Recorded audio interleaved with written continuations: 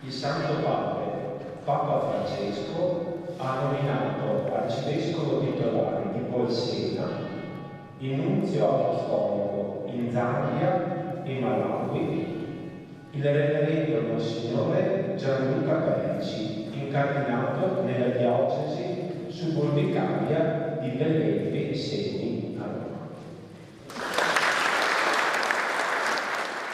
Un evento per Cittadella, la nomina ufficiale del reverendo Monsignor Gianluca Perici ad arcivescovo titolare di Bolsena e nunzio apostolico in Zambia e Malawi, che si è svolta proprio nel battistero del Duomo della città murata di cui il religioso è originario. Per la prima volta in 800 anni Cittadella annovera tra i suoi concittadini un ambasciatore del Santo Padre che sarà attivo nel sud dell'Africa, nei due paesi confinanti con Angola, Tanzania e Madagascar. Una cerimonia quasi improvvisata, visto che Monsignor Perici si era dovuto fermare a Cittadella a causa dello sciopero degli aerei che l'avrebbero dovuto far rientrare a Lisbona, in Portogallo, dove attualmente è consigliere in nunziatura.